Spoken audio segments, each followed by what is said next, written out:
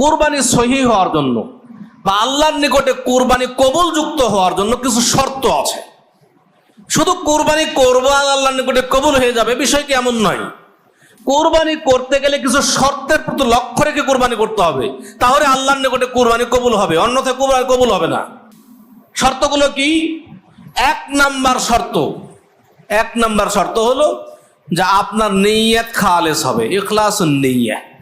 নিয়তকে খালেস করতে হবে, একমাত্র আল্লাহকে সন্তুষ্টি করার জন্যই কুরবানি দিতে হবে।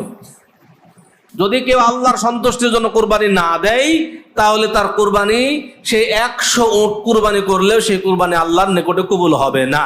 কেউ যদি একমাত্র আল্লাহকে সন্তুষ্ট করার জন্য ছোট্ট একটা ছাগলও কুরবানি করে, সেটাই আল্লাহর নিকটে কবুল হবে। সম্মানিত উপস্থিতি, এই নিয়তের খুলুসিয়াত খুবই দরকার। এই কুরবানির ইতিহাস আপনারা সবাই শুনেন, জানেন। আল্লাহ তাআলা ইব্রাহিম আলাইহিস সালাতু ওয়াস সালামকে স্বপ্নে দেখাইলেন 8 জিলহজ রাত্রে, যে তিনি তার 86 বছর বয়সে তিনি যে প্রথম পুত্র লাভ করেছিলেন ইসমাইল আলাইহিস সালাতু ওয়াস সালাম, 86 বছর বয়সে। তারপরে এটা কত আদরের সন্তান হতে পারে। 86 বছরের অনেক আল্লাহর কাছে দোয়া করে করে আল্লাহ তাআলা একটা সন্তান দিলেন। সেই সন্তান যখন চলাফেরার বয়সে উপনীত হলো, অর্থাৎ মোটামুটি 13 বছর বয়স, 13 বছর বয়সে যখন বাবার সাথে সব জায়গায় চলাফেরা করতে লাগলো, এই সময় আল্লাহ তাআলা স্বপ্নে দেখাইলেন যে তিনি তাকে কুরবানি করছেন। এই জন্য 8 জিলহজকে বলা হয় ইয়াউমুত তারবিয়া, স্বপ্ন দেখার দিন। 9 জিলহজ রাত্রে একই স্বপ্ন দেখলেন। সেই স্বপ্ন দেখে তিনি বুঝতে পারলেন এটা আল্লাহর নির্দেশ। এই জন্য 9 জিলহজকে বলা হয় ইয়াউমু আরাফা, জানতে পারার দিন, স্পষ্ট হওয়ার দিন। তার কাছে এটা স্পষ্ট হয়ে গেল যে আল্লাহর নির্দেশ। 10 জিলহজ রাত্রে একই স্বপ্ন দেখলেন যে তিনি তার পুত্র ইসমাইল আলাইহিস সালামকে কুরবানি করছেন। তখন তিনি সিদ্ধান্ত নিয়ে নিলেন যে তিনি তার পুত্রকে কুরবানি করবেন। এই জন্য 10 জিলহজকে বলা হয় ইয়াউমুন নাহার, কুরবানি করার দিন।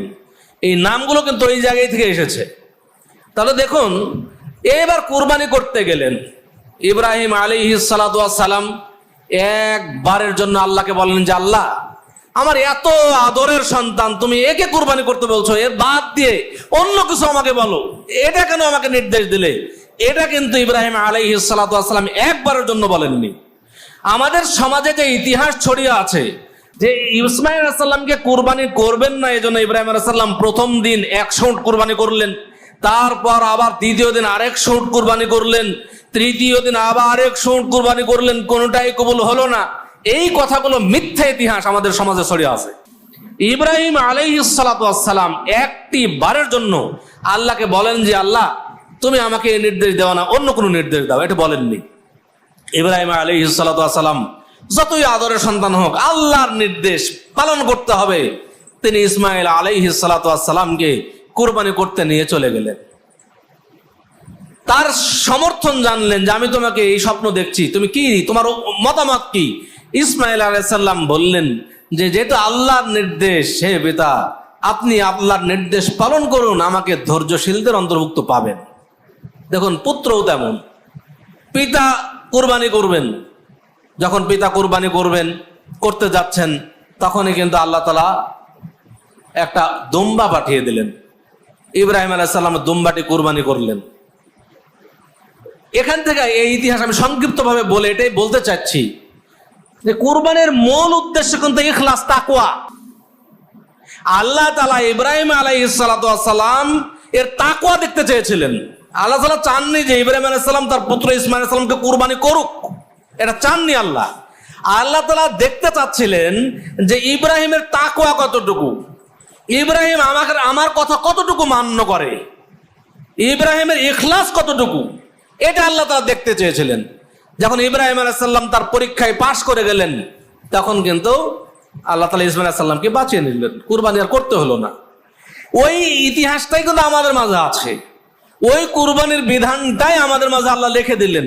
তাহলে আমাদের থেকেও আল্লাহ তাআলা কি চাচ্ছেন হচ্ছে তাকওয়া। আল্লাহ আমাদের থেকে চাচ্ছেন ইখলাস।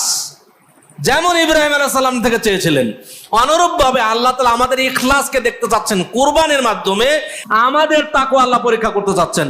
আল্লাহ চাচ্ছেন না যে এই কুরবানি করি আর আমরা বেশি বেশি গোশত খাই, এটা আল্লাহ চাচ্ছেন না। আল্লাহ চাচ্ছেন যে আমার তাকওয়া কতটুকু, আমি কতটুকু আল্লাহকে সন্তুষ্টির জন্য কুরবানি করছি, এটা আল্লাহ দেখতে চাচ্ছেন। অতএব শুধু কুরবানি করলেই হবে না, কুরবানিতে ইখলাস থাকতে হবে। আল্লাহ তাআলা বলছেন, লা ইয়ানালাল্লাহা লুহুমুহা ওয়ালা দিমাউহা ওয়ালাকিন ইয়ানালুহুত তাকওয়া মিনকুম। আল্লাহ তাআলা কুরবানি, আল্লাহর নিকটে কুরবানির পশুর গোশত পৌঁছে না, কুরবানির পশুর রক্তও পৌঁছে না, আল্লাহর নিকটে শুধুমাত্র পৌঁছে তোমাদের তাকওয়া। কি তাকওয়ার ভিত্তিতে তোমরা কুরবানি করো, এটাই আল্লাহর নিকটে পৌঁছে। আল্লাহ রাসূল সাল্লাল্লাহু আলাইহি ওয়াসাল্লাম বলছেন, ইন্নাল্লাহা লা ইয়ানজুরু ইলা সুওয়ারিকুম ওয়া আমওয়ালিকুম। নিশ্চয় আল্লাহ তাআলা তোমাদের চেহারাও দেখেন না, তোমাদের ধন সম্পদ দেখবেন না।